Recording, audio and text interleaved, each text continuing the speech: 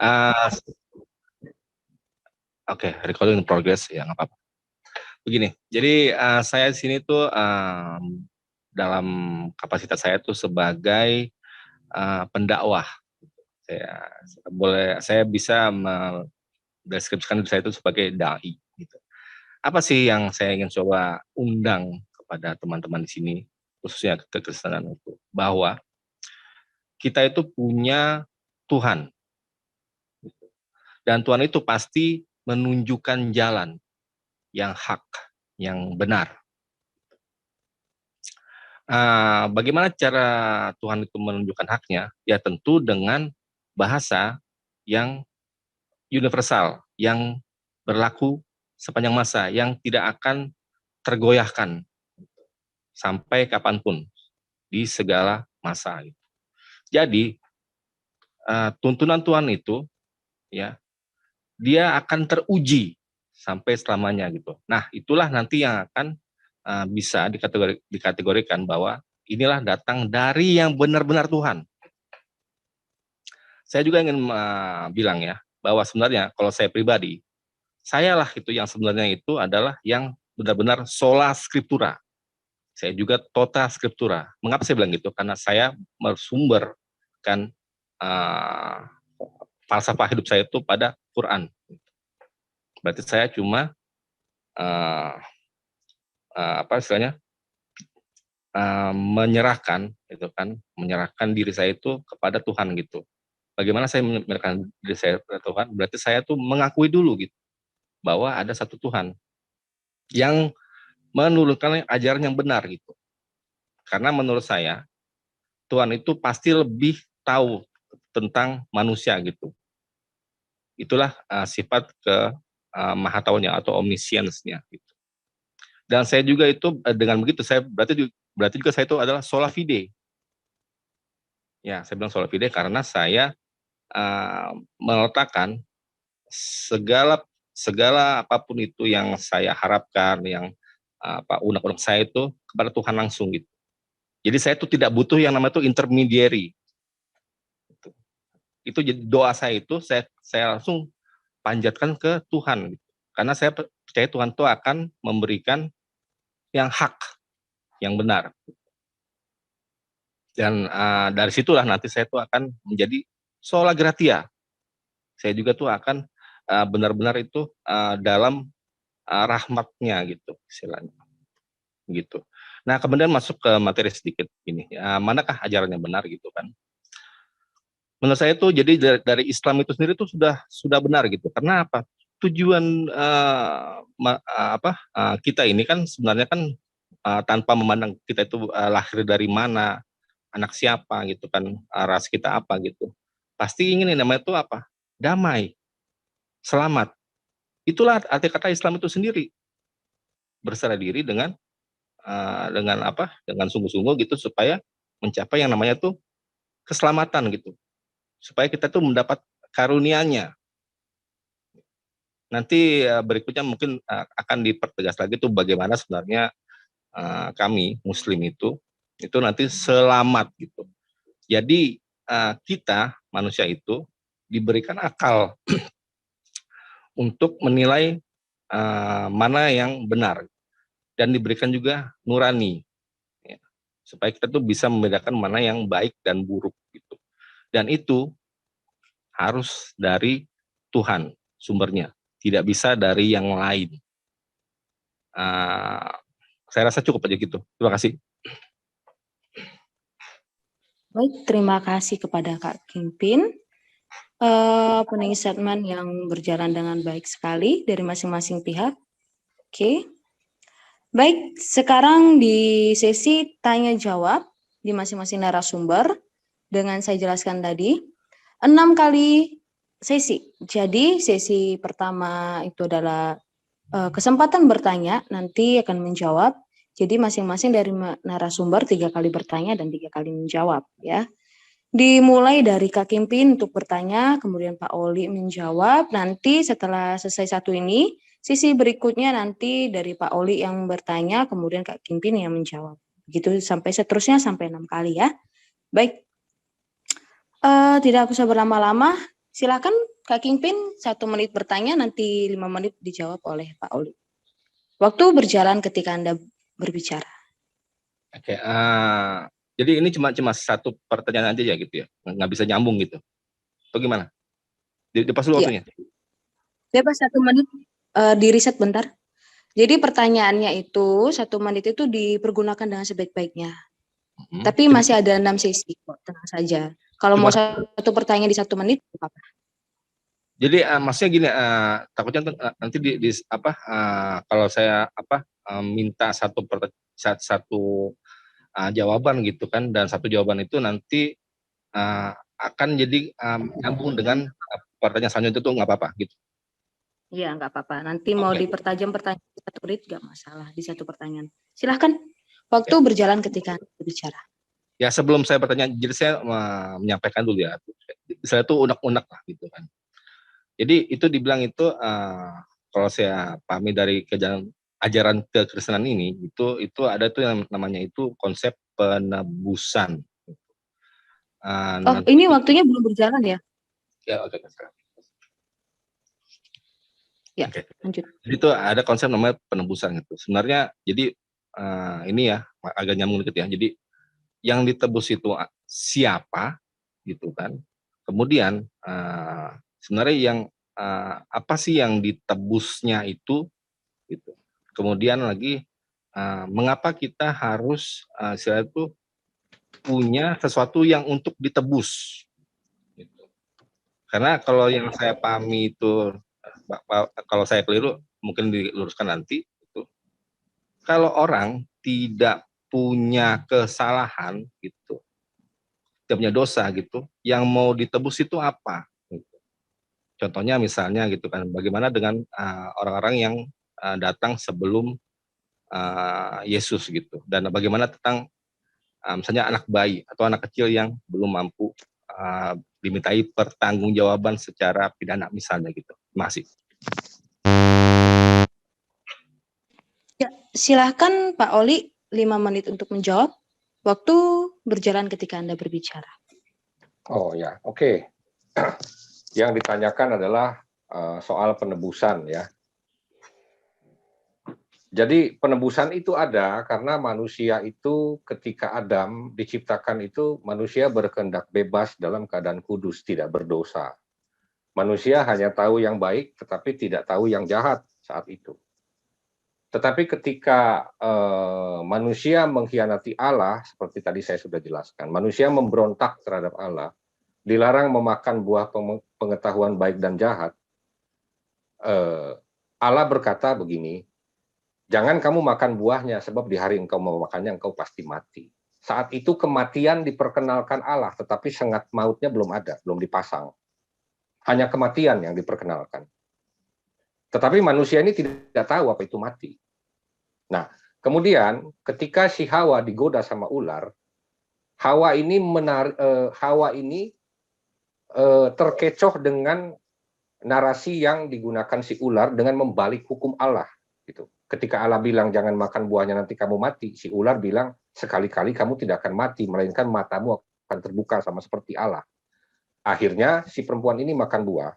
Nah, jadilah Hawa berdosa. Tetapi kemudian setelah Hawa berdosa, jadilah Adam ikut berdosa. Karena apa? Karena perbuatan dosa itu menular. Dan mata mereka terbuka. Mereka jadi sadar bahwa mereka telanjang dan mereka merasa malu. Begitu. Penebusan adalah sesuatu yang mencerminkan soal hutang. Karena dosa itu konsepnya dalam kekristenan adalah hutang. Gitu ya. Karena Adam adalah otoritas penguasa bumi, kepada Adamlah bumi ini diberikan otoritas. Bahkan Adamlah yang memberi nama-nama binatang dan lain-lain di bumi itu. Maka Adam adalah yang bertanggung jawab terhadap bumi. Nah, ketika Adam ini jatuh ke dalam dosa, maka seluruh bumi, tanah jadi terkutuk, dan seluruh dunia ikut jadi terkutuk. Jadi sebetulnya apa yang ditebus? Status keberdosaan manusia.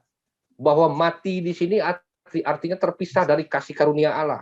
Manusia yang tadinya bersekutu dengan Allah menjadi terpisah dari kasih karunia Allah, diusir, tidak lagi berkenan kepada Allah. Gitu loh. Dan ketika manusia tidak lagi berkenan kepada Allah, maka fisik mereka pun ikut mati, menjadi mati.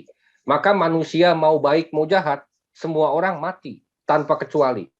Berbuat baik atau tidak, berbuat jahat atau tidak, semua manusia mati tanpa kecuali. Karena apa? Karena hak penghakiman sudah diserahkan ke dalam kerajaan maut, bukan lagi oleh Allah, bukan lagi oleh kasih karunia.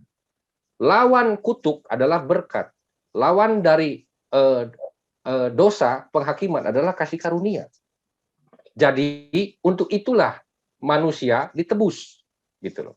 Yesus itu bukan menebus perbuatan-perbuatan dosa, karena ada tertulis Allah akan membawa setiap perbuatan baik, entah itu baik, entah itu jahat, ke pengadilan. Yang ditebus Yesus adalah status keberdosaan, karena sebagaimana baik banyaknya perbuatan baik seseorang tidak akan berguna ketika statusnya sudah menjadi mati alias terhukum, gitu.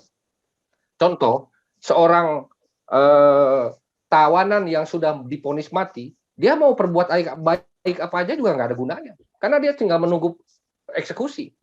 Itulah yang terjadi dengan manusia. Manusia tidak lagi mengenali apa yang baik, cenderung berbuat jahat, cenderung berdosa, dan tidak bisa lagi sempurna. Kegagalan menjadi sempurna adalah cermin di mana status keberdosaan manusia itu memang nyata dan ada. Begitu. Itu sekian dari saya. Oke, baik. Terima kasih Pak Oli atas jawabannya dari pertanyaan Pak Kingpin. Kemudian kita beralih lagi kepada Pak Oli, bertanya 1 menit, di reset dulu. Ya, bertanya 1 menit, kemudian nanti dijawab oleh Pak Kingpin sama 5 menit. Silakan Pak Oli bertanya, waktu berjalan ketika Anda berbicara.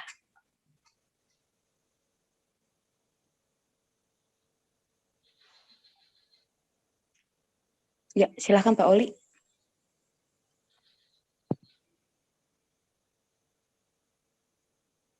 Halo. Suara saya kedengaran kan teman-teman? Kedengaran. Ya. Sinyal.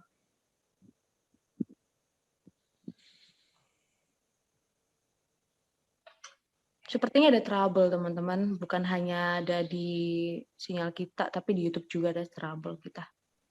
Kayaknya beberapa YouTube ada trouble. Silahkan Pak Oli.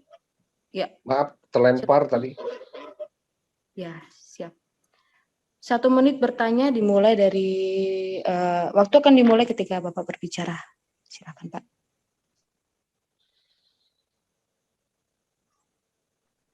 Bagaimana sesuatu ajaran dikatakan benar, karena benar itu tidak bisa diklaim. Seseorang tidak bisa mengklaim bahwa saya benar, nggak bisa. Benar itu harus diuji dan dibuktikan. Gitu. Silakan. Ya. Ajaran itu benar jika itu sesuai dengan fakta, ada kesesuaian. Contohnya misalkan, kalau misalnya saya gitu kan diajarkan untuk membuat nasi goreng, tentunya itu yang harus mengajarkan saya itu adalah ya misalnya chef lah gitu, atau koki atau juru masak gitu. Bukan dari montir atau mekanik gitu. Datangnya kebenaran itu tadi kan saya di awal sudah bilang itu bahwa yang benar-benar tahu tentang manusia itu karena Tuhan itulah yang mendesain manusia, yang menciptakan manusia gitu. Makanya ajarannya itu harus sesuai dengan apa yang baik untuk manusia, apa yang benar untuk manusia. Gitu. Kalau ada satu poin pun ajarannya itu yang bertentangan ya, yang nantinya itu mengakibatkan manusia itu jadi rugi gitu kan, atau istilahnya itu jadi sakit dan sebagainya gitu kan, maka itu bukan dari Tuhan. Jadi bagaimana Islam itu memandang apa yang benar ini? Ya tentu harus menerima dulu gitu, menerima gini. Jadi kita menyerahkan diri, kita mengesampingkan apapun itu yang kita lihat benar gitu kan. Nantilah baru terbukti gitu. Jadi caranya itu Misalnya itu tiketnya ya, tiketnya itu berarti kita tuh harus berserah diri dulu. Kalau tanpa itu jadinya itu nggak bisa. Saya bilang contoh gini ya, misalkan ada tuh yang cuman tuh yang setengah-setengah lah gitu kan. Jadi dia tuh cuma mau ambil yang enaknya saja gitu kan. Misalnya gitu kan, cara beribadah itu ditentukan sendiri gitu kan. Itu nggak bisa gitu. Tuhan itu sudah menunjukkan bagaimana tuh cara menyembah dia gitu. Yang dicontohkan oleh siapa utusan-utusannya gitu. Inilah cara menyembah yang benar gitu. Nanti kaitannya dengan apa? Dengan siapa itu Tuhan itu sendiri gitu. Berarti Tuhan itu harus punya pertama nama dulu. Kalau Tuhan tidak punya nama gitu kan, bagaimana nanti bisa membedakan dengan istilah itu yang Tuhan-Tuhan lain, atau kalau dalam Bible itu jangan ada Allah lain lah. Itu saya nggak ngerti lah. Jadi harus punya nama dulu gitu. Kemudian nanti diberikan tanda-tanda gitu. Apa itu tanda-tanda? Ayat itu artinya itu tanda gitu. Surah itu artinya itu gambaran, deskripsi, imagery gitu. Nah, Quran itu berarti apa? Wahyu itu yang apa? Yang berisi untuk kebaikan manusia itu sendiri. Karena di dalamnya itu berisi perintah, larangan, kisah-kisah yang inspiratif. Kisah-kisah orang terdahulu gitu. Supaya kita tuh bisa mengambil faedah gitu. Bisa mengambil hikmah dari kisah-kisah ini gitu. Itulah menurut saya itu ajaran yang benar gitu. Jadi nggak bisa itu kita manusia ini itu menggantungkan hidup kita itu kepada ajaran manusia. Karena manusia itu pasti ada salahnya di suatu saat gitu. Nggak mungkin dia itu perfect. Nobody's perfect. Yang benar-benar perfect itu ya Tuhan, sang prima causa itu. Sedikit bagaimana itu, apakah kita nanti jadi bisa terima atau enggak, yaitu kembali ke masing-masing. Tapi seharusnya kita itu bisa melihat gitu. Karena yang nanti dimintai pertanggungjawaban itu adalah orang yang sudah matang, sudah dewasa lah gitu. Berarti terbuka 3 kuncinya itu, spiritual, emosional, dan intelijen. Gitu. Makanya kita bisa melihat apakah ajaran itu benar atau tidak itu nanti dilihat dari keterujiannya juga. Dan sedikit saya tambahkan, Tuhan juga tuh menyertakan bukti-bukti bahwa itu datang dari Tuhan. Misalnya keakuratan sejarah dan ekspresi-ekspresi atau pernyataan yang bisa dikonfirmasi oleh sains modern. Terima kasih. Baik, terima kasih kepada Pak Kingpin telah menjawab pertanyaan dari Pak Oli. Kemudian kita beralih lagi. 1 menit bertanya dari pihak Pak Kingpin, nanti akan dijawab dengan Pak Oli selama 5 menit. Waktu dimulai ketika Anda berbicara. Silakan Pak Kingpin. Ya, gini. Jadi saya sebagai orang yang di luar kekristenan itu bisa melihat itu bahwa sebenarnya itu ada satu tokoh yang dia sendiri itu punya Tuhan, dan dia sendiri itu mengaku bahwa dia itu diutus gitu. Nah, kemudian itu ada tokoh-tokoh ya, saya sebut aja itu yang bapak-bapak gereja lah gitu kan. Mereka itu punya pandangan sendiri gitu tentang siapa si figur ini gitu. Sampai akhirnya tuh istilah tuh yang mereka tuh sampai terlalu meninggikan sehingga itu dianggap sebagai sama dengan ilahi gitu. Pertanyaannya gitu kan, bagaimana si figur ini tuh dijadikan menjadi ilahi? Sekian. Ya, silakan Pak Oli. waktu saya dijalankan sudah. Oke. Yesus itu adalah sang firman itu sendiri. Nah, kemarin waktu debat di ISDN, pertanyaannya firman apakah Allah? Dalam kekristenan, firman itu adalah Allah. Yohanes 1 ayat 1, pada mulanya adalah firman, kemudian firman itu bersama-sama dengan Allah, dan firman itu adalah Allah. Memang firman itu Allah. Sang firman Allah yaitu Yesus. Yesus memang utusan, betul. Firman yang diutus, sang firman yang diutus ke dunia untuk nuzul. dalam rupa manusia, gitu ya. Nah, kalau ditanya bahwa bapak-bapak gereja adalah katanya apa tadi melebih-lebihkan, tidak melebih-lebihkan. Semua konsep tentang ketuhanan Yesus itu ada di Alkitab. Bahkan sebelum Yesus jadi manusia pun, Dafar atau Memra atau Malak Yahweh itu sudah ada di Perjanjian Lama. Itu adalah Sang Firman, gitu ya. Nah, kenapa dia jadi manusia? Memang dia diutus jadi manusia. Dia diutus jadi manusia untuk apa? Untuk seperti tadi saya sudah jelaskan, untuk menegaskan kembali apa yang seharusnya dilakukan manusia supaya berkenan kepada Allah. Karena selama dari Abraham, dari Nuh, dari jauh sebelum itu, tidak ada seorang pun yang bisa berkenan kepada Allah. Karena tidak terbukti menggenapi hukum. Tidak ada yang bisa menggenapi Torah, gitu loh. Karena Torah sendiri mengandung perjanjian berdarah. Barang siapa melanggar Torah 1 titik saja, dia sudah bersalah dan terkutuk.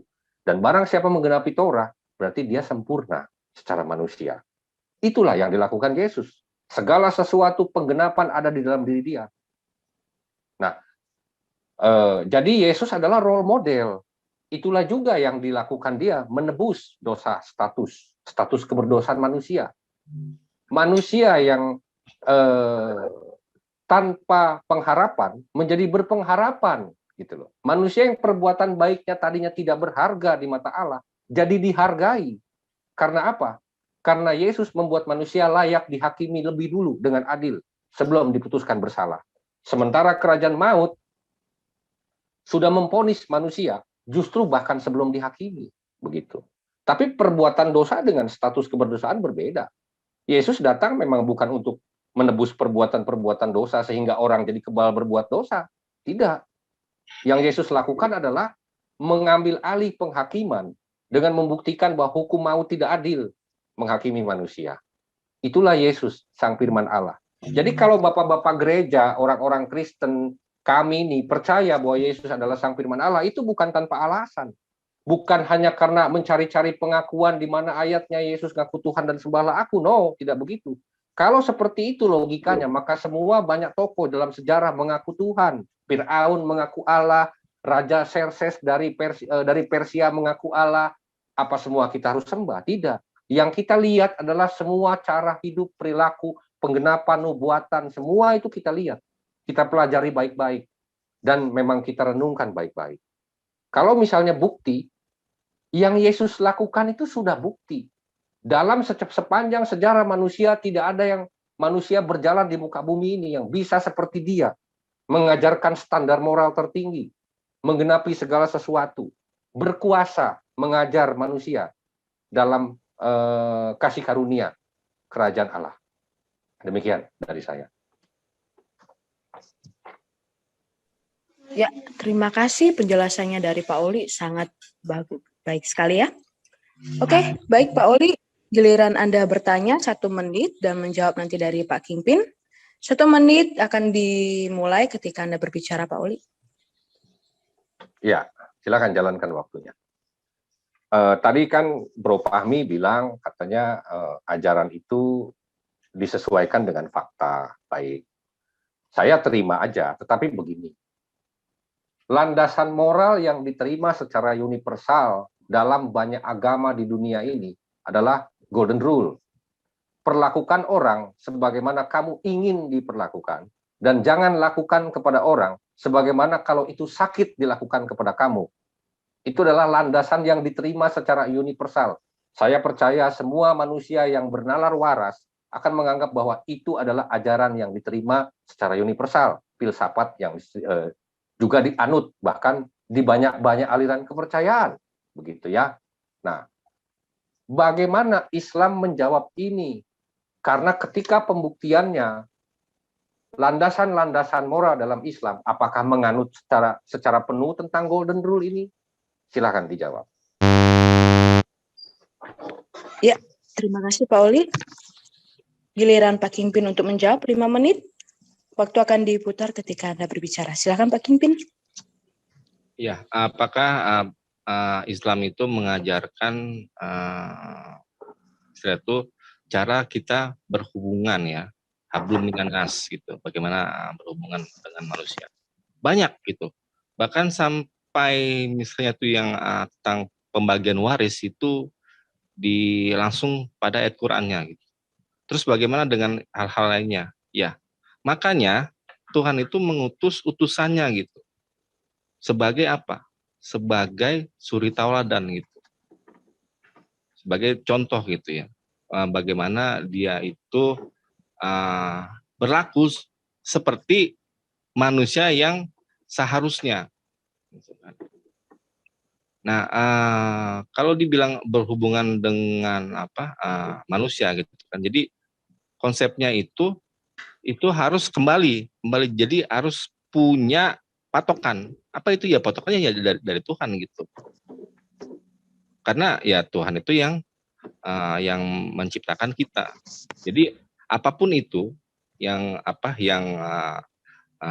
Rasulullah SAW itu contohkan, itulah yang kita ikuti.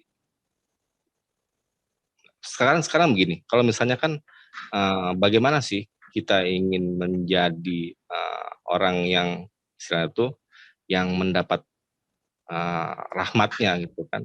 Ya berarti mesti contoh Nabi gitu, beribadah gitu kan, apalagi misalnya zakat gitu. Itu ada isinya, ada manfaatnya gitu. Apalagi misalnya puasa gitu kan. Itu apa? Itu manfaatnya ada juga gitu. Contohnya kalau kita berpuasa gitu kan, berarti kita tuh apa? Mendisiplinkan diri. Gitu. Berarti kita juga tuh apa? Melatih diri kita supaya kita itu jangan menjadi seperti binatang gitu. Itu yang paling ekstrimnya ya. Tapi lebih makna yang lebih tingginya lagi itu supaya kita itu bisa mengatur kehidupan kita gitu, menata kehidupan kita, apalagi misalnya tadi zakat ya gitu. Nah inilah karena orang itu kan lahir tidak sama gitu. Mungkin dia tuh lahir dari keluarga miskin, mungkin dia tuh lahir dengan disabilitas, dan mungkin dia tuh kemudian dalam ketika dia bertumbuh besar itu dia punya kekurangan kelebihan. Nah itulah yang ingin Tuhan itu mau gitu dari kita gitu. Kita tuh berbagi gitu. Dengan berbagi gitu kita tuh berarti menghargai Tuhan gitu dengan menghargai melalui ciptaannya. Gitu. Apalagi ya? Oh ya, misalnya ini yang terakhir itu jadi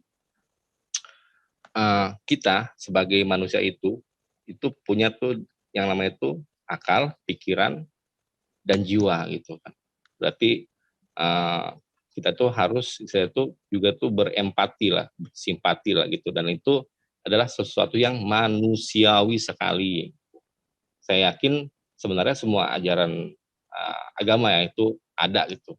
Cuman bagaimana sih kita melihat mana tuh yang lebih komplit, yang lebih reasonable, yang lebih make sense gitu. Kalau saya pribadi itu melihatnya itu ada di Islam gitu. Ya. Saya rasa cukup ya. Terima kasih.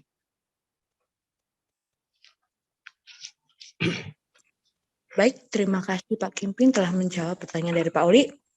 Kemudian, ini adalah pertanyaan terakhir dari Kak Kimpin untuk Pak Oli. 1 menit bertanya, waktu akan diputar ketika Anda berbicara. Silakan Pak Kimpin. Baik, begini ya. Tadi pertanyaan saya itu sebenarnya gini, bagaimana sih itu Yesus itu dijadikan Tuhan gitu kan?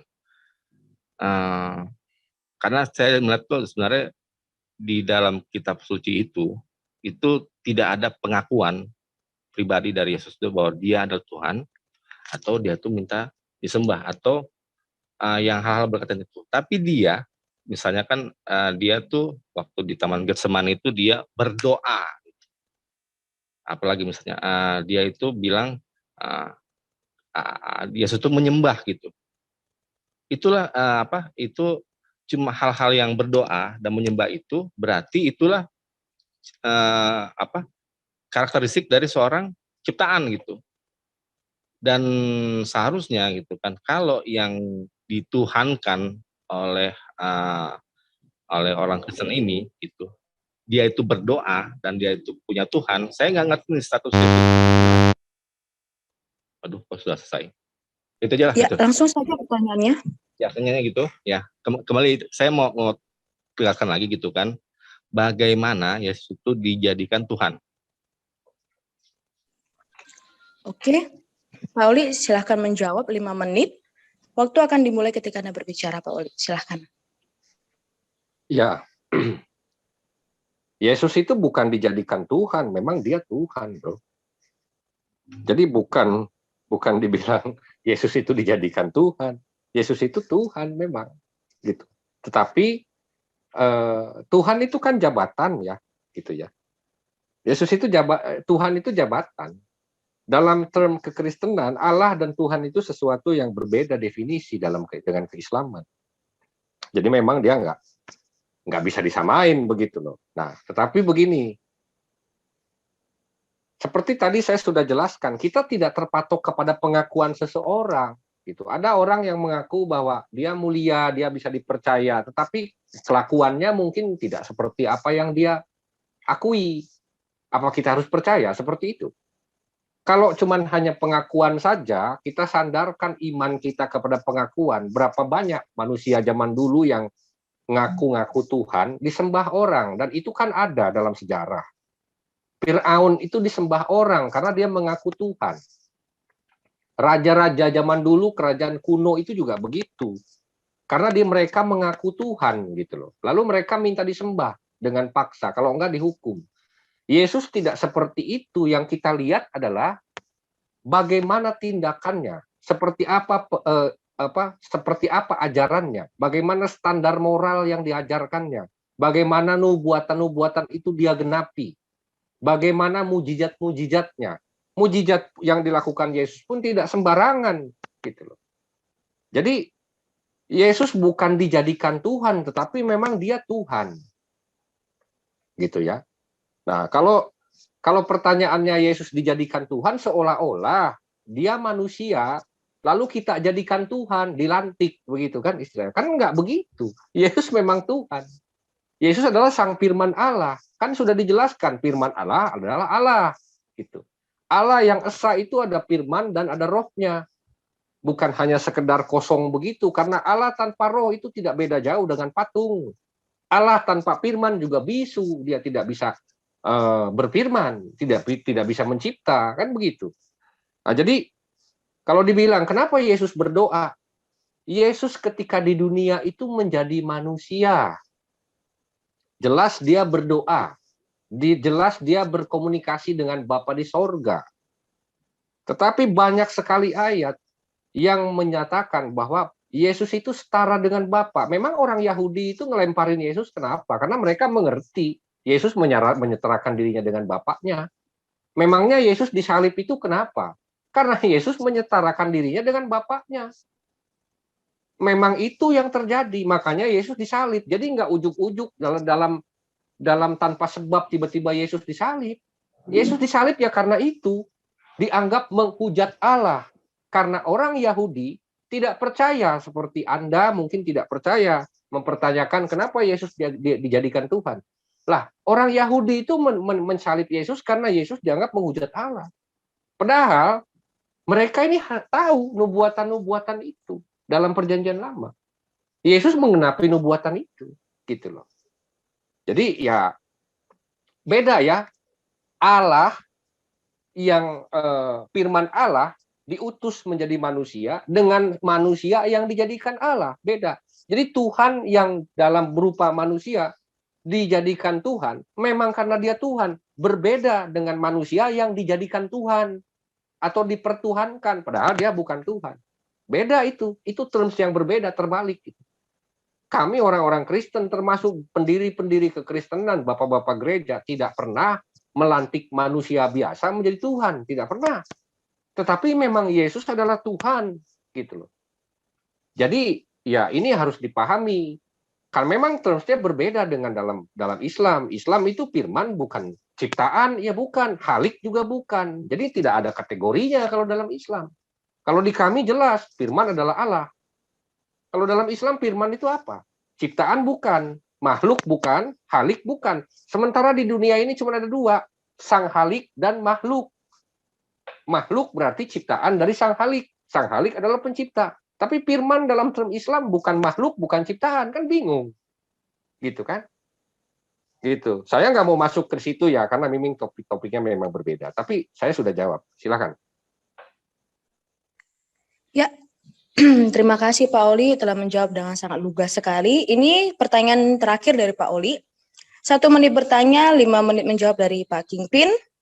Oke, 1 menit bertanya ini waktu akan dimulai ketika Anda berbicara, Pak. Silahkan. Ya, saya nggak ngerti sih tadi Bro Pami itu menjelaskan seperti apa ya. Karena yang saya tanyakan soal golden rule. Bro Pami memang tadi sempat menyinggung hablum minannas. Hablum minannas adalah hubungan manusia dengan manusia lain, kan begitu. Kalau hablum minallah adalah hubungan manusia dengan Allah. Dalam Islam kan ada terms itu ya, 2 itu ya. Tetapi yang saya tanya adalah bagaimana pelaksanaan golden rule, bagaimana Muslim memperlakukan manusia, sesama manusia, selain Muslim. Dan kalau sesama Muslim, memang saya tahu ada golden rule sesama Muslim. Bagaimana terhadap yang bukan Muslim. Karena yang saya tahu, kafir pun dalam Islam termnya ada kategori-kategori bagaimana memperlakukan mereka. Karena term kafir, ada implikasi dalam penyebutan kafir, artinya statusnya tidak sama dengan Muslim. Silakan dijawab. Oke. Baik. Ya, silakan Pak Kingpin, 5 menit akan diputar ketika Anda berbicara. Silakan. Ya, arti kafir itu dari kata kafara, artinya itu menutupi, menyelubungi gitu. Apa yang mereka tutupi itu kebenaran gitu. Saya bisa bilang gitu kan, sebenarnya gitu kan orang-orang kafir gitu kan, mereka itu sudah melihat tanda-tanda Tuhannya gitu kan. Dan itu apa? Bagaimana tuh mereka melihat tanda-tanda Tuhannya itu ya? Contohnya ya, karena ada hal-hal yang nggak bisa dijelaskan secara rasional gitu. Contohnya misalkan udah persiapan sematang mungkin tiba-tiba gitu kan, misalnya jadi taruhlah force major lah gitu kan. Pak Oli mungkin paham istilah ini, force major itu berarti ya apa, ada bencana alam atau dan terus kerusuhan dan sebagainya gitu kan. Jadi bagaimana sih kita itu memperlakukan manusia-manusia itu? Ada gitu. Yang paling utama itu sebenarnya gini ya. Jadi ini kan tentang bagaimana tuh kita itu menerima Tuhan gitu kan. Dan kalaupun ada yang tidak menerima gitu kan, tidak ada paksaan di dalamnya. La ikraha fiddin gitu. Tidak ada paksaan itu. Terus ada lagi misalnya kan lakum dinukum waliyadin gitu. Agamamu gitu. Jadi itu nggak bisa tuh kita tuh istilahnya tuh ingin mencoba itu kayak mencocok homologikan gitu kan, yang ada di mereka dan kita itu nggak bisa seperti itu. Yang diperintahkan apa gitu kan, sampaikanlah walau cuman 1 ayat gitu, itu dari hadis ya. Artinya apa? Di sini tuh kita tuh mengundang gitu kan, mengundang itu bagaimana tuh seorang manusia itu seharusnya tuh berperilaku, kemudian bagaimana tuh mengenal Tuhannya gitu. Artinya apa gitu kan? Karena berulang-ulang nggak apa-apa, saya nggak masalah gitu kan. Menurut saya itu yang benar itu cuma datang dari Tuhan gitu. Manusia itu pasti di satu-satu pasti ada kesalahannya gitu. Nah, bagaimana kita menyikapi kesalahan itu ya kita mengambil pelajaran dari kesalahan itu, ya kan? Tapi untuk sampai ke situ kita kan perlu yang namanya itu apa? Suatu proses ya. Proses itu ya kalau di Islam itu paling bagus. Sholatnya itu tiap hari 5 waktu. Apalagi misalnya kan supaya kita tuh jangan sampai sedikit pun lupa gitu bahwa kita ini diciptakan hanya solely untuk beribadah gitu. Kalau saya pribadi itu karena saya itu melihat kejelasan tuh janji Tuhan itu apa gitu. Ya kalau saya pribadi ya mengejar itu ya rewardnya lah berarti lah. Nah kalau itulah yang saya ingin sampaikan ke semua manusia lah, khususnya tuh ya orang-orang terdekat lah, keluarga dan sebagainya gitu. Kalau kita ditanya bagaimana sih kita memperlakukan manusia gitu, intinya itu saja gitu kan. Nah, di Islam juga tuh ada yang namanya itu syariat tentang muamalah dan sebagainya gitu. Itu apa?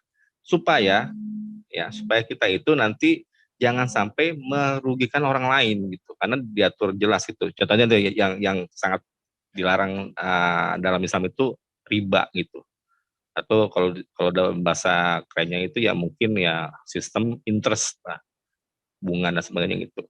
Islam punya solusi untuk itu. Jadi namanya itu sistemnya itu bagi hasil dari perdagangan itu, nanti hasilnya itu dibagi gitu. Itu lebih, kalau menurut saya itu lebih lebih adil, baik bagi debitur dan krediturnya gitu. Itu dalam hal perdagangan. Apalagi misalnya dalam hal toleransi beragama gitu kan. Di Indonesia saja gitu kan, kami itu bisa gitu bertoleransi. Jadi kalau ada agama lain ingin menjalankan atau merayakan hari raya keagamaan, ya kita pasti istilahnya tuh bukan mendukung ya, istilahnya tuh ya bertoleransi lah gitu kan. Itu jadi banyak sekali kalau mau dirinci nggak bakal cukup waktunya kayak gitu. Ya gitu aja dulu, makasih. Ya, terima kasih Kak Kimpin. Tenang aja, kamu bisa menjelaskannya nanti di battle 20 menit sama Pak Oli. Baik teman-teman, kita masuk di sesi battle selama 20 menit. Ini kita bikin TikTok saja ya teman-teman. Jadi antara Pak Oli dengan Kak Kimpin akan memulai battle-nya.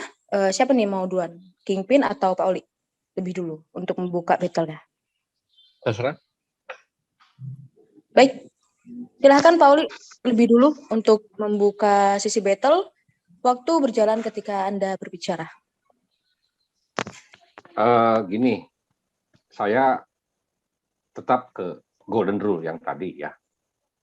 Anda bilang bahwa kita harus percaya sesuatu yang dari Allah, itu dari Tuhan, begitu ya. Saya setuju, tetapi begini, bagaimana pengujian bahwa figur Allah itu betul Tuhan semesta alam atau bukan? Karena ada banyak Allah, ada banyak ilah, ada banyak sesembahan. Agama-agama lain itu juga punya sesembahan dan mereka percaya itulah Tuhan. Nah, pengujiannya lewat mana? Ya lewat standar moral. Bagaimana menjelaskan ini gitu. Sekali lagi, premis saya tetap benar tidak bisa diklaim. Bill Gates itu kaya, bukan dia teriak-teriak kaya. Semua orang tahu dia kaya. Tanpa perlu dia teriak-teriak, saya ini kaya. Enggak. Gitu loh. Jadi Tuhan pun nggak perlu teriak-teriak saya Tuhan untuk disembah. Kita tahu dari mana? Standar moral. Standar moral yang memperbaiki kelakuan manusia. Kalau misalnya ajarannya ternyata tidak sesuai dengan standar moral, bagaimana dikatakan itu dari Tuhan? Nah, pertanyaannya, bagaimana standar moral dalam hukum syariah itu? Monggo, silakan.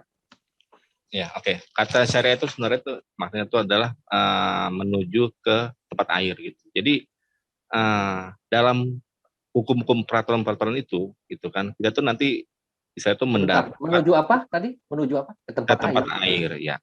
Oke. Oke. Jadi bagaimana tuh kita bisa mendapat sesuatu yang hidup lah gitu ya, istilahnya gitu. Nah, kalau bicara tentang standar moral, itu kan, pertanyaan balikannya itu, standar moral siapa yang digunakan di sini? Apakah tokoh-tokoh dalam sejarah gereja? Apakah siapa gitu? Itu mesti jelas dulu gitu. Standar moral siapa gitu. Kalau dibilang standar moral manusia gitu kan, itu saya bilang tuh terlalu abstrak gitu. Jadi mendingan dikerucutkan kepada siapa gitu standar moralnya. Ya standar moral yang dari dulu berlaku sampai sekarang, perlakukan orang sebagaimana kamu ingin diperlakukan, atau jangan lakukan kepada orang di mana kamu kalau itu dilakukan ke kamu sakit, kan begitu. Ya. Simpelnya kan gitu. Kalau mau saya kasih contoh konkret, jangan tidurin istri orang kalau kita nggak mau istri kita ditidurin orang. Itu contoh konkretnya. Nah, kan itu kan diterima semua orang tanpa kecuali. Orang waras pasti akan tahu itu, gitu loh. Ya. Nah, bagaimana menjawab ini? Gitu, silakan. Iya, makanya tadi kan di awal tuh saya bilang gitu kan. Jadi manusia itu diberi salah satunya itu adalah hati nurani gitu. Hati Hmm. nurani itu lebih tinggi dari yang namanya itu insting, naluri gitu, naluri hewan lah gitu kan. Kalau hewan itu istilah itu dia tuh bertindak atas paling lapar dan istilah itu ingin berkembang biak gitu. Tapi manusia itu diberi juga tuh yang namanya itu kemampuan untuk mengolah gitu, menganalisa gitu. Itu bedanya kita dengan hewan gitu. Nah, kalau dibilang standar moralnya itu dari perspektif Islam itu seperti apa gitu kan, wujud konkretnya itu ya berarti dari manusianya itu sendiri itu ditunjukkan dulu bagaimana sih kita supaya nanti saya tuh bisa minimal itu berlaku bukan berlaku ya, minimal itu bisa baik untuk diri sendiri gitu. Ya itu langsung ditujukan gitu kan, ya puasa, ya zakat. Nah, kalau itu kan ritual ibadah, gitu. Bro. Ritual Iya. ibadah, tapi ritual ibadah untuk diri sendiri, perlakuan kepada orang lain. Saya kasih contoh beginilah.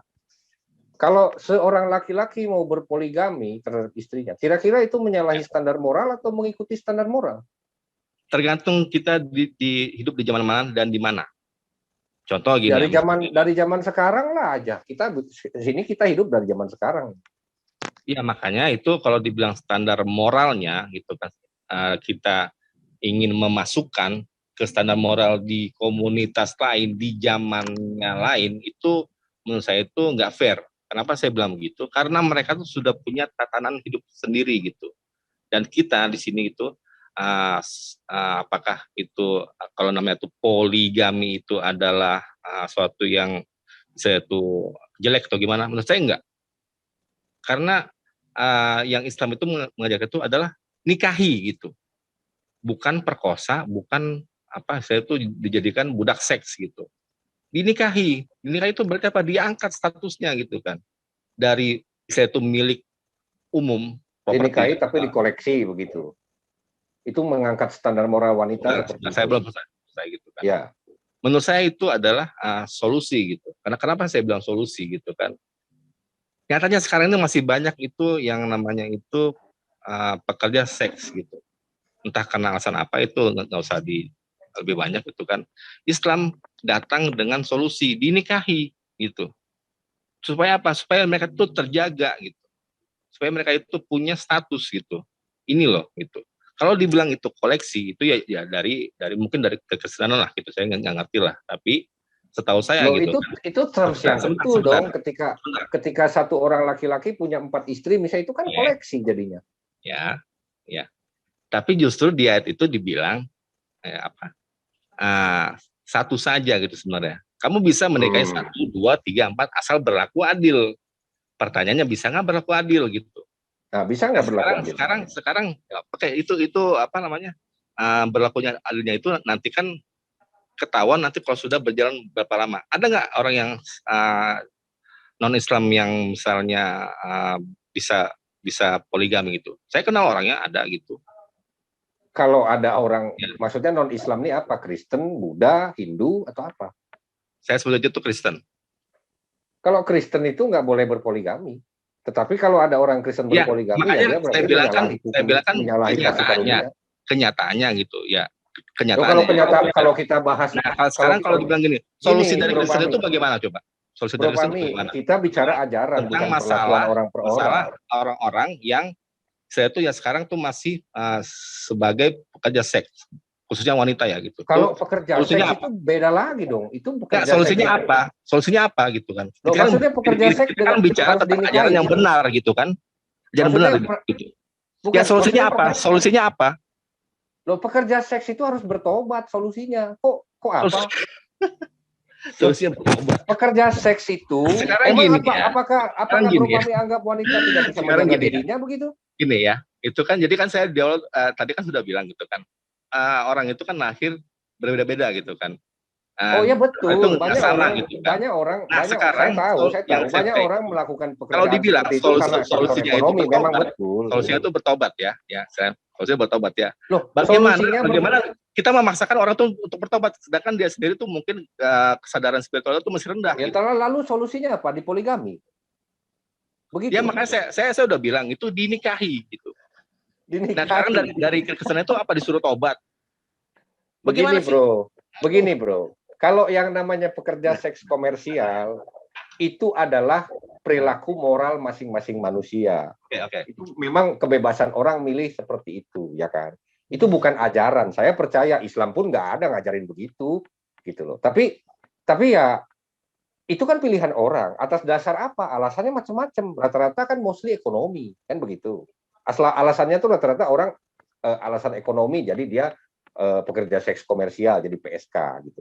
Tapi apakah orang harus menggadaikan iman untuk kita bicara ajaran ini, bukan perilaku manusia per orang per orang, kan gitu. Lah kalau bicara perilaku manusia per manusia, ya di Kristen pun orang punya istri simpenan ya ada aja gitu loh. Tapi apakah itu dibenarkan secara iman Kristen? Tidak, itu tidak dibenarkan. Jadi kalau ada orang Kristen melakukan pekerjaan seks komersial pun ya itu juga tidak dibenarkan secara iman. Masalahnya begini, kalau Anda bilang solusi, negara ini punya departemen sosial, bro. Di departemen sosial itu orang diberikan penyuluhan, orang diberikan pendidikan supaya dia punya keahlian, bahkan ada yang dimodali. Ketika Risma itu membubarkan Doli, juga kan begitu dia perlakuannya. Dia menggandeng departemen sosial. Itu bukan lalu kalau dibilang apakah wanita harus bisa menjaga dirinya, apakah ya udah. Oke, sekarang Anda gini. bilang gini kan, wanita dinikahi supaya bisa dijaga gitu kan? Saya itu nggak belum laku itu kalau orang yang dalam kondisi saya kan dia tuh terpaksa ya, terpaksa lah gitu kan bekerja sebagai pekerja seks komersial gitu. Nah dia itu taruhlah dia itu belum kawin lah gitu, dan dia itu karena alasan ekonomi gitu kan. Nah tadi saya dengar tuh solusi dari kekristenan itu dia itu harus bertobat gitu. Itu nggak masuk akal gitu. Loh, kok nggak masuk akal? Orang berdosa ya harus bertobat. Dulu, saya mau jelaskan dulu kenapa nggak masuk akal. Ya silakan, ayo. Ya, ini ya. Jadi kalau orang itu ya itu tingkat kesadaran spiritualnya itu mungkin belum dibukakan ya oleh Tuhan ya gitu kan, atau dia itu belum saatnya gitu kan. Nah ada gini, misalkan datang saya nih, taruhlah ya, kenal dia nih, wah daripada dia itu saya tuh jadi barang komersil, jadi milik umum gitu kan, mendingan saya nikahi dia gitu. Tujuan saya tuh baik gitu. Nah ini tiba-tiba datang orang Kristen gitu kan, kamu bertobat gitu. Nah sekarang dia itu dengan bertobat, apakah dia itu bisa menjawab kebutuhan ekonomi dia itu seperti apa? Bisa nggak itu? Apakah dengan bertobat itu? Gini loh. Bisa nggak? Ya nggak bisa. Yang namanya bisa atau tidak? Jawab dulu, bisa atau tidak?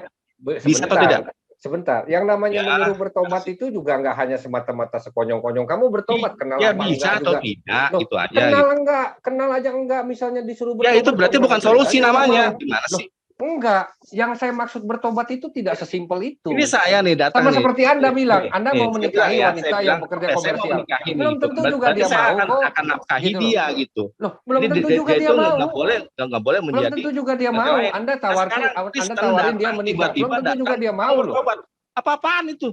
Loh, Anda tawarkan solusi dia menikah, Anda mau nikahi. Emangnya dia langsung mau? Belum tentu. Gitu loh. Kenapa? Karena itu pilihan dia sendiri. Orang yang namanya pekerja seks komersial, orang itu dibilang bertobat, mau nggak dia bertobat? Belum tentu juga kan, sama. Loh, ya justru itu kan makanya enggak masalah perilaku buruk, masalah perilaku buruk. Kalau yang dibilang solusi ini solusi buat siapa? Solusi buat wanitanya atau solusi buat laki-lakinya? Karena rata-rata orang berpoligami tidak memikirkan perasaan istrinya kok. Memang mikirin perasaan istrinya. Faktanya banyak muslimah menolak dipoligami kok. Itu fakta loh. Istri saya sendiri kalau dipoligami nggak mau kan, gitu loh. Itu bagaimana? Apakah artinya gini? Artinya standar moralnya sesuai dengan nurani? Anda bilang tadi ajaran standar moral harus sesuai dengan nurani. Bagaimana dengan orang-orang muslimah yang banyak dipoligami nggak mau, menolak? Karena apa? Hidup di zaman modern ini wanita maju, mereka bisa berpikir, mereka bisa bekerja sendiri, cari duit sendiri, pay on bill gitu loh. Tanpa harus bergantung sama laki-laki. Kalau Anda bilang dinikahi berarti laki-laki itu status wanita itu dijaga. Apa menurut Anda wanita zaman sekarang nggak bisa menjaga diri sendiri? Jadi ini sempit sekali ya gitu kan. Nggak semua itu yang berpoligami itu laki-laki ya, istilahkan punya banyak istri itu nggak dapat restu dari istrinya gitu kan. Ada juga yang malah misalkan menyarankan, taruhlah misalkan waktu menikah si istri itu lebih tua gitu kan, kemudian laki-laki itu lebih muda gitu kan. Nah begitu sampai di masa menopause gitu kan, karena mungkin itu alasan utamanya itu, wah ini supaya laki-laki itu lebih bahagia. Ada juga yang seperti itu. Jadi ya kamu kawin lagi lah gitu. Contohnya ada gitu. Ya, Saya ya, kenal saya gitu. tahu. Ya, ya, saya tahu itu Nah kan kalau kasus per dibilang kasus apakah kan. misalnya itu dibilang itu menguntungkan siapa gitu kan? Saya bilang itu menguntungkan kedua belah pihak gitu. Itulah yang solusi konkretnya gitu. Kita Nah kan sekarang berbicara solusi tentang solusi dari kekristenan itu seperti apa gitu? loh, di Disuruh kekristenan bertobat. memang nggak boleh poligami. Pernikahan dalam kekristenan bukan pernikahan 2, 3, 4, pernikahan 1. Oke, sekarang kita masuk ke situ gitu. Jadi sekarang gini ya, ada pasangan Kristen nih, ya kan? Yang saya ingat-ingat ya, gitu kan. Jadi setelah menikah itu kan, mereka ini nggak boleh pisah, betul? Betul. Taruhlah Ya. misalnya ada kejadian nyata gitu kan. Ternyata gitu setelah menikah ini si suami ini dia itu misalnya tuh suka menyakiti secara fisik dan secara verbal kepada si istri misalnya. Gitu kan. Jadi solusinya untuk si istri ini tuh bagaimana? Pertama ya, Dia harus menanggung itu penderitaan itu seumur hidupnya gitu. oh bukan begitu. Kalau orang dipukul terus diem aja ya, istri dipukulin diem aja sama suaminya terus diem aja gitu ya, itu juga bodoh dong. Kita juga pakai hikmat dong. Dalam artian gini loh, ketika orang menikah dalam kekristenan ada perjanjian, ada yang namanya bimbingan pranikah. Diajarkan apa hak istri atau kewajiban istri, apa hak suami, apa kewajiban suami, bagaimana cara berumah tangga dengan kasih karunia. Nah, ketika ada seorang suami misalnya ngegebukin istrinya, KDRT, selingkuh, atau yang lebih ekstrim lagi itu ya, selingkuh, KDRT, dan lain-lain. Istri boleh minta bimbingan pendeta, dipanggil suaminya, konseling. Kalau masih juga nggak bertobat, istri juga boleh mengajukan apa? Tinggal pisah. Boleh. Bercerai boleh kok. Apalagi laki-lakinya jinah gitu. Tetapi bercerai bukan untuk si istri menikah lagi sama orang lain. Pilihannya cuma dua, bercerai atau setelah itu rujuk. Dia nggak boleh menikah sebelum si pasangannya meninggal dunia. Itu hukumnya. Gitu loh. Ya udah, Jadi siapa bilang tidak ada solusi? Ada solusi kok. Nggak apa-apa. Kalau dibilang itu ternyata itu bisa, itu kan menurut Pak Oli gitu kan. Nah sekarang gini. Loh memang begitu. Ya udah nggak apa-apa. Saya nggak mau terusan ke situ lagi gitu kan. Nah sekarang gini, ya kan. Jadi tadi kan saya bilang di awalnya itu kan ini kan tentang ajaran yang benar gitu. Berarti yang datang dari Tuhan itu harus saya itu di setiap masa dan di setiap komunitas itu masuk gitu ya. Justru itu yang saya pertanyakan. Kalau sekarang, zaman dulu poligami Anda bilang boleh. Zaman dulu tatanan moral kan boleh, ya kan gitu. Menikahi anak kecil pun boleh zaman dulu. Kan Anda anggap begitu. Makanya kalau di zaman sekarang itu tidak bisa. Zaman sekarang menikahi anak kecil disebut pedofil, Bro Pami. Nah, itulah. Jadi makanya ya kan? Zaman sekarang poligami itu dianggap tidak setia, selingkuh. Kan gitu. Nah, jadi ada yang nah, sekarang begini, makanya yang mana yang lebih baik? Dari dulu diajarkan setia satu istri sampai selama-lamanya atau berubah-berubah standarnya? Oh enggak. Karena zaman itu kan justru coba di dalam Bible itu di mana harus menikahi satu istri. Coba di mana? Loh, Yesus bilang Matius 5:28 kok, barang siapa memandang perempuan menginginkannya, dia sudah berzina kok. Saya punya istri. Bukan itu yang saya tanya. Di mana dalam Bible itu dibilang harus punya satu istri? Bisa paham nggak bahasa saya? Iya, saya jelaskan ini. Saya jelaskan. Yesus berkata begini, seorang anak laki-laki akan bersatu dengan istrinya sehingga keduanya menjadi satu daging. Dibilang keduanya. Nggak ada ketiganya, keempatnya. Nggak ada. Keduanya. Jadi satu suami, satu istri. Keduanya menjadi satu daging. Jadi suami istri itu disebut satu daging.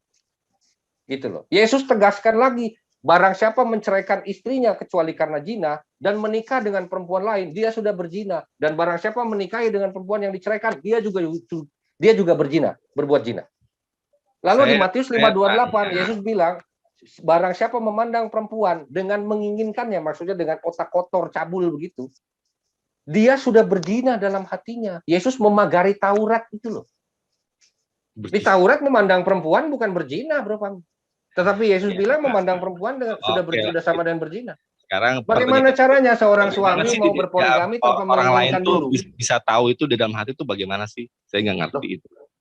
Ya bagaimana sih? Ini kan di dalam hati kan ceritanya kan. Jadi bagaimana orang lain itu bisa tahu gitu? Yang kan namanya perbuatan dosa, bro Pami. Yang namanya kan perbuatan dosa. Iya, begini. Yang namanya perbuatan dosa. Saya nggak ngerti nih gitu kan. Setahu saya itu di hukum positif kita itu nggak ada itu kalau menghayal itu dikenai pidana gitu. Misalkan menghayal misalnya. Memang ini bukan undang-undang positif. Ini bicara hukum kasih karunia loh. Ini bukan bicara undang-undang positif. Ini bicara makanya hukum kasih karunia itu nggak loh, hukum kasih karunia itu ada. Ya karena itu nggak bisa dipidana gitu. Bagaimana itu kalau menghayal masa dipidana gitu kan? Loh, karena menghayal dipidana. Korbannya tuh nggak ada gitu. Korbannya nggak ada. Bagaimana sih? Dasar kejahatan apa memangnya? Guilty mind, guilty act kan? Orang sebelum guilty act, guilty mind dulu. Dasar dosa adalah apa? Keinginan, bro. Orang mau mengingini itu.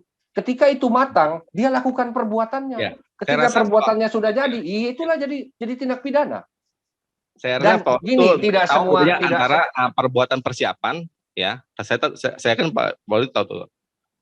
Iya, tapi begini. Perbuatan persiapan bisa nggak dipidana? Bisa nggak? Begini loh. Nggak, perbuatan persiapan itu bisa nggak dipidana? Perbuatan persiapan, tapi kalau perbuatannya belum terlaksana, ya mana bisa dipidana? Ya itu bagaimana tuh kasih karunia itu tadi bilang itu dalam kita bicara hukum Kristen ini, bukan bicara hukum undang-undang positif. Ya justru tapi undang-undang positif ditetapkan dalam masyarakat sekarang gitu. Undang-undang positif dibentuk dari apa? Dari standar moral kok. Yang namanya kasih karunia itu standar moral loh. Iya, terima kasih teman-teman atas battle-nya. Saya sangat menikmati sekali walaupun dari pihak Islam tidak mengerti ya dari apa ini pertanyaan, nggak apa-apa. Ini jangan bisa Kak Kimpin jelaskan nanti di closing statement 5 menit. Dan Pak jangan framing. Ya, siap. Yang framingnya Pak ya, siap. Silakan Pak Kimpin 5 menit ini dilakukan dengan sebaik-baiknya, dijelaskan kembali maksud dari Kak Kimpin tadi. Kemudian nanti Pak Oli terakhir ya Pak closing statement-nya. Dan untuk teman-teman yang ada di dalam Zoom ini, kita tidak ada sesi partisipan. Oke, baik. Silakan Kak Kimpin, waktu akan di-start ketika Anda berbicara. Ya, ini kan tentang ajaran yang hak gitu kan. Jadi bagaimana tuh manusia itu kan bisa membedakan yang hak dan batil. Kuncinya tuh gampang sebenarnya gitu. Kalau buat saya pribadi itu berarti kita tuh pertama itu harus menyerahkan diri dulu gitu. Berarti kita tuh meyakini sepenuhnya, seutuhnya, nggak boleh ada campur tangan dari yang lain. Jadi makanya tadi saya di awal bilang tuh saya itu dalam sola fide saya itu sola scriptura dan tota scriptura gitu. Apa yang dikatakan Tuhan itu sudah benar gitu dan sudah lengkap gitu buat kehidupan saya gitu kan. Contoh gini lah, kalau orang misalnya tuh dia punya standar moralnya sendiri gitu kan, itu gini jadinya. Jadi orang-orang ateis pun yang nggak percaya Tuhan atau menolak Tuhan itu ada kok yang bisa hidup damai, tenang gimana gitu kan. Ada juga gitu. Atau misalnya taruhlah ada orang orang jahat nih gitu kan. Siapa gitu kan. Apakah dia bisa menikmati kehidupan ini? Bisa, siapa enggak? Tapi gitu kan ajaran kebenaran itu berarti kita nanti Tuhan katakan itu nanti ada pembalasan gitu kan. Fama ya'mal mithqala dzarratin khairan yarah wa may ya'mal mithqala dzarratin syarran yarah gitu. Sekecil apapun itu kan, baik perbuatan buruk itu ada balasannya. Nah, inilah jadi pernyataan-pernyataan yang yang lebih make sense gitu. Karena nanti kalau kita saya dulu nggak punya Tuhan gitu kan, ya kita kalau sudah mati ya nggak tahu mau jadi apa gitu. Tapi kalau saya pribadi ya, saya tuh saya bilang tuh mengejar reward gitu. Jadi nanti dengan saya itu menyerahkan diri saya ke Tuhan gitu kan, nanti ada balasannya, dan itu saya yakini sekali gitu. Itu bisa bisa apa dipetakan dengan sesuatu yang sifatnya itu pembuktian gitu. Tapi karena ini bukan topiknya, gini aja lah. Terakhir ya, kebenaran itu yaitu datangnya tuh cuma dari Tuhan gitu. Karena Tuhan yang menciptakan kita dan Dia lebih tahu apa yang terbaik untuk ciptaannya gitu. Tapi Tuhan kan nggak meninggalkan begitu saja, makanya itu diutuslah utusan-utusan itu supaya mencontohkan gitu bagaimana kita berperilaku sebagai manusia gitu, jangan sampai kita tuh menjadi binatang gitu kan.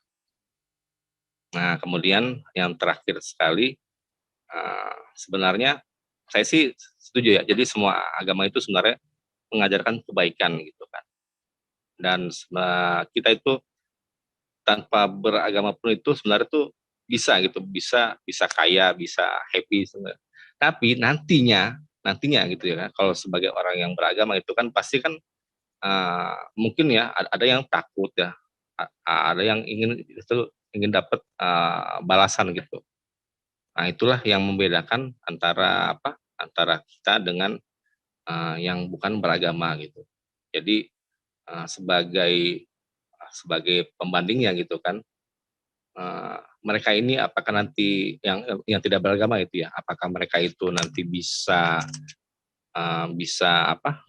senang atau bisa menderita, itu urusan Tuhan lah gitu. Yang jelas gitu, kalau kita ingin tahu tuh sumber-sumber kebenaran itu harus dari yang pencipta, dan itulah yang Tuhan satu kita tuh. Jadi nggak ada Tuhan lain gitu. Dan dia itu harus menyertakan bukti apa yang akurat secara kesejarahan dan yang bisa diverifikasi dengan sains modern. Itulah sebagai pembuktinya gitu. Dan saya itu sebenarnya nggak lihat tuh dalam Bible itu tuh ada seperti hal itu yang akurat secara sejarah dan yang bisa dikonfirmasi dengan sains modern. Begitu saja. Terima kasih.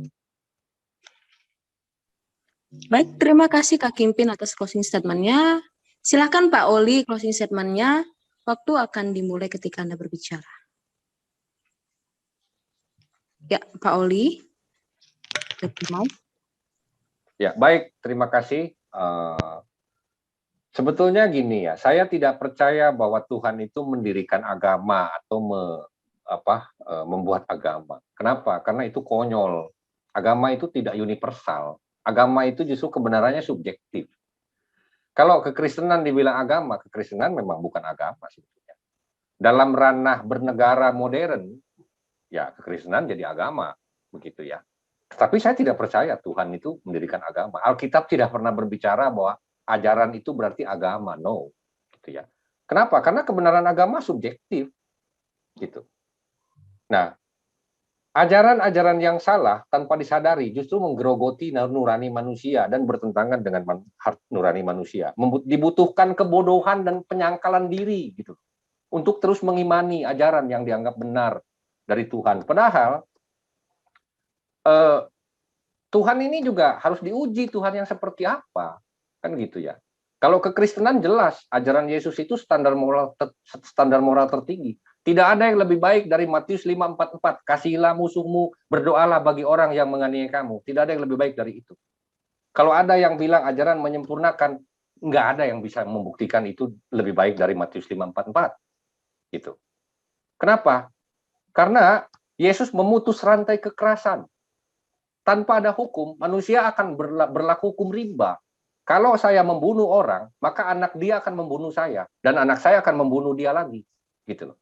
Itu sudah terbukti sepanjang sejarah manusia saling bunuh. Tanpa ada hukum akan begitu. Kenapa? Karena naluri manusia adalah survival, bertahan hidup. Gitu. Zaman dulu, zaman purba, tidak ada hukum, tidak ada peradaban yang zaman seperti yang kita kenal sekarang. Semua manusia juga sama, punya perasaan yang sama. Zaman dulu ketika orang datang ke rumah orang mau ngerebut istrinya pasti disikat, pasti dibunuh itu, pasti itu. Jangankan ngerebut istri orang, mau ngambil pancinya aja pasti disikat. Meskipun tanpa ada hukum, naluri manusia seperti itu. Nah, hukum yang baik selalu berlandaskan moral. Moral yang dikatakan Yesus, perlakukan orang sebagaimana kamu ingin diperlakukan. Itulah isi seluruh kitab Taurat dan kitab para nabi. Tidak pernah melenceng dari situ. Dan itu terbukti abadi sampai sekarang. Karena apa yang dosa dari zaman dulu sampai sekarang akan tetap dosa. Dosa itu tidak ada masa berlakunya. Oh, dulu dosa, sekarang tidak. Oh, sekarang dosa, dulu tidak. Enggak begitu. Gitu. Itulah yang membedakan perilaku moral manusia dari zaman ke zaman. Gitu ya. Karena apa ukurannya? Dosa. Membunuh dari zaman dulu, dosa. Sebelum ada hukum sudah dosa, setelah ada hukum juga ada dosa, tetap berdosa. Tetapi apa? Karena ukurannya, hukum ini mempertimbangkan apa? Mempertimbangkan kejahatan untuk nanti di pengadilan diperhitungkan. Kalau hukumnya tidak ada, orang membunuh ya nggak bisa dihukum. Bagaimana mau digugat? Kan gitu. Kekristenan tidak pernah mengklaim sempurna. Tetapi ajaran Yesus Kristus adalah sempurna untuk manusia mencapai damai sejahtera, berbagi kodrat ilahi dalam kekudusan. Terima kasih, selamat malam. Ya, terima kasih Pak Oli dan Kak Kingpin. Diskusinya berjalan dengan sangat baik sekali. Kita di sini menikmatinya dengan sangat baik. Oke. Terima kasih teman-teman. Mungkin saya akan kembalikan kepada host kita, Pak Kaisar. Acara telah selesai. Silakan Pak. Oke, karena tidak ada sesi partisipan, oke, dibuka mute-nya semua. Silakan. Sudah bisa dibuka Pak Agus, Pak Arman. Ya, itu Carol. Oh, Carol udah live ya.